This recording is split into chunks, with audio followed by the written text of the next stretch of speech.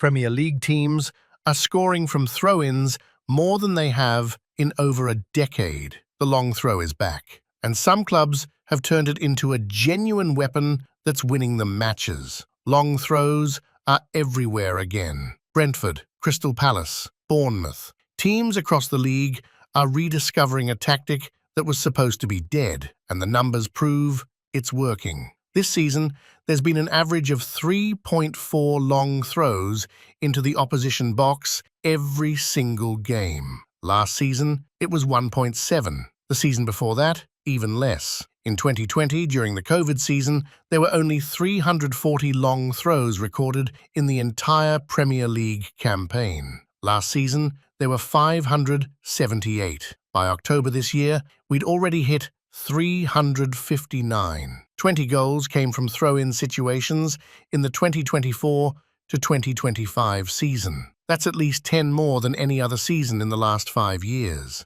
1 goal for every 27 games last season. This season, it's 1 every 11.25 games. The effectiveness has more than doubled. So what changed? Why is everyone suddenly obsessed with a tactic that was supposed to be outdated? Let's rewind. 2008. Stoke City get promoted to the Premier League under Tony Pulis. They have a midfielder called Rory Delap, former javelin thrower, could launch the ball 40 metres, sometimes more. His throws travelled at 37 miles per hour, flat trajectory, like a missile, straight into the 6-yard box. Arsene Wenger called it unfair. David Moyes called Delap a human sling. Sam Allardyce said he was the best scud missile he'd ever seen. Teams were terrified. Goalkeepers were crying. Boaz Myhill once kicked the ball out for a corner instead of a throw just to avoid facing Delap. Stoke scored 9 goals from throw-ins in the 2008-09 season. 9. Arsenal lost 2-1 at the Britannia Stadium. Both Stoke goals came from Delap throws. Wenger was so angry he tried to get the rules changed. He wanted throw-ins banned from being taken that close to the box. It didn't work. The rules stayed the same, but teams adapted. They started packing the 6-yard box with defenders. They moved advertising boards closer to the pitch to disrupt Delap's run-up. They studied his technique and worked out how to deal with it. By 2010-11, Stoke were only scoring 4 or 5 goals a season from throws. The weapon had been neutralized. Delap left Stoke in 2013. The club moved away from direct football under Mark Hughes. They tried to play prettier, more technical. It didn't work. They got relegated in 2018. The long throw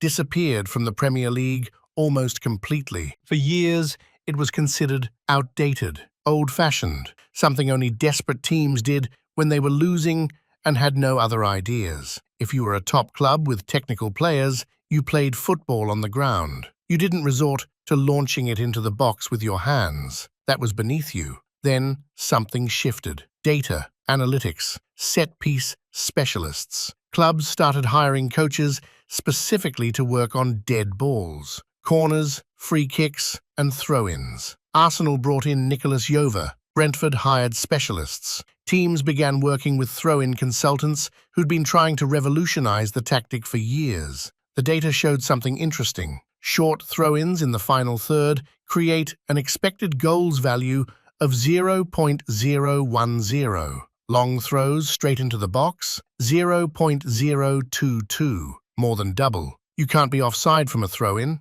That's massive. It means you can pack the 6-yard box with attackers before the ball even comes in. No worrying about timing runs.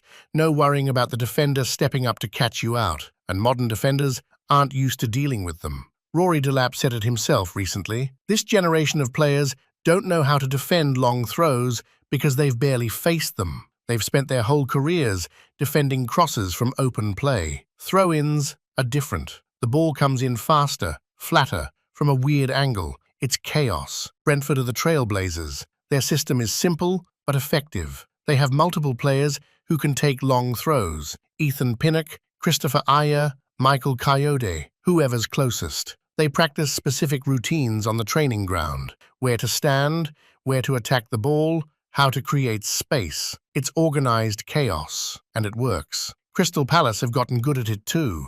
Chris Richards and Jefferson Lerma can both launch it. They find a teammate with 34% of their long throws, double Brentford's rate. Oliver Glasner, their manager, has made it a core part of their attacking strategy. Bournemouth have Antoine Semenyo throwing rockets. Newcastle signed Milos Kerkez partly because he can chuck medicine balls in the gym. Teams without a long throw specialist are noticing the gap.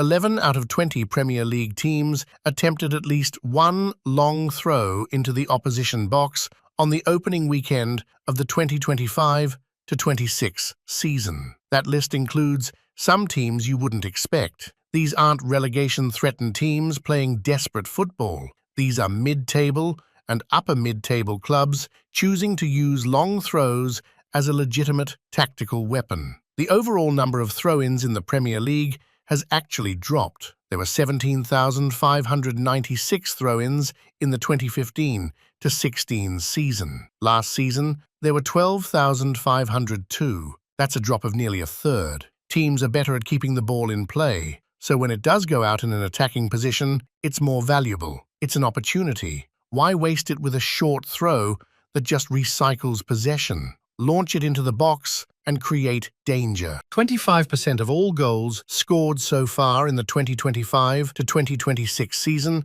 have come from non-penalty set pieces. That includes corners, free kicks, and throw-ins. That's the highest percentage in over a decade. Set pieces matter more than ever, and throw-ins are part of that. Some people hate it. Jamie Carragher, the former Liverpool defender turned pundit, has criticised the resurgence. He doesn't hate long throws completely, but he doesn't like that teams are using them to waste time, and he thinks clubs that have spent hundreds of millions on technical players should be getting the ball in play quickly to use those skills, not launching it with their hands. But managers don't care about aesthetics, they care about winning, and if a long throw creates the same threat as a corner, but without the risk of a quick counter-attack because everyone's back in position, why wouldn't you use it? Rory Delap thinks people are being disrespectful by calling it a new tactic invented by set-piece coaches. He's been doing it since he was in Carlisle's youth team. It's not new, it's just forgotten, and now it's remembered. The difference between now and 2008 is that it's not one player terrorizing the league. It's a system. Multiple players per team can do it. They practice routines. They have coaches dedicated to it. They use data to work out which types of throws create the most danger. It's not Rory Delap standing on the touchline with a towel drying the ball, then launching it into chaos. It's organized, professional, scientific. Teams without a long throw specialist are noticing the gap. If your opponents can create a genuine goal threat from a throw-in and you can't, that's a problem. It's like not having anyone who can take a decent corner. You're missing a weapon. Some clubs are recruiting with it in mind. Can this player throw far? How's their technique? It's a legitimate question now in scouting meetings. Not the only question, but one of them. Thomas Tuchel, England's new manager, has reportedly been looking at adding long throws to the national team's attacking options. That's how mainstream it's become. The England manager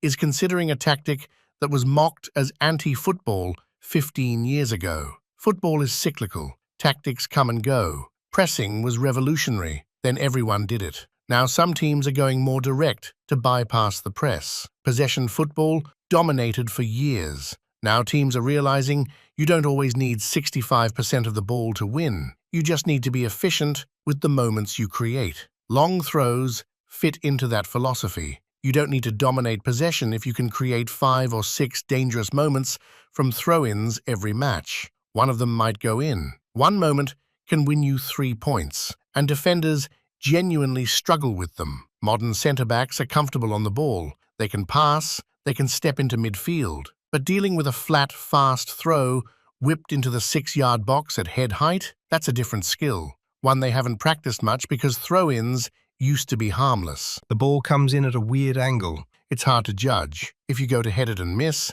it's probably a goal. If you leave it for the keeper and they don't claim it, it's probably a goal. If you try to chest it down and lose your footing, it's probably a goal. There are so many ways it can go wrong. And unlike a corner, where you have a second to see where the ball's going and adjust, long throws happen fast. The ball is in the air for maybe 2 seconds. You have to react instantly. One mistake, and it's in the net. Goalkeepers hate them too. Do you come for it? Do you stay on your line? If you come and don't get it, the goal's empty. If you stay and your defenders don't deal with it, you look bad. There's no good option. Peter Crouch once said he saw tears in Aurelio Gomez's eyes during a match against Stoke. Gomez was Tottenham's keeper. He was terrified of Delap's throws. That's the psychological impact. If the opposition goalkeeper is scared before the game even starts, you've already won a small battle. So where does it go from here? Will long throws keep increasing? Will we see even more goals from them? Or will teams adapt again,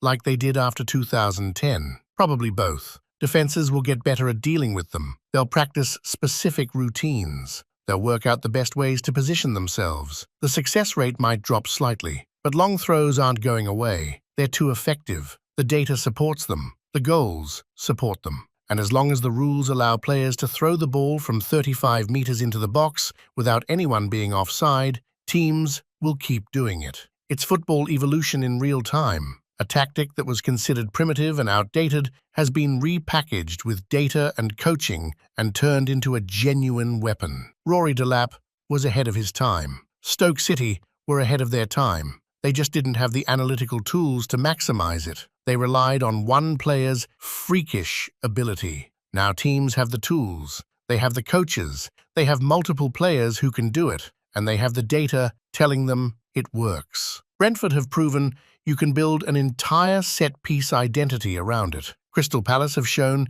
you can make it a core part of your tactical approach. Bournemouth have demonstrated that even attacking teams can benefit. The Premier League has always been known for physicality, for direct play, for chaos. Long throws fit that identity perfectly. They're physical, they're direct, they create chaos in the box. And in a league where margins are so tight, where one goal can be the difference between mid-table and relegation, or between Europa League and Champions League, every weapon counts. So the next time you watch a match and see a player standing on the touchline, drying the ball with a towel, preparing to launch it into the box, don't laugh. Don't roll your eyes. Don't complain about anti-football. That player is using a legitimate tactical weapon, one that's been proven to create goals, one that modern defenses struggle to deal with, one that might just win their team the match. The long throw is back, and it's here to stay.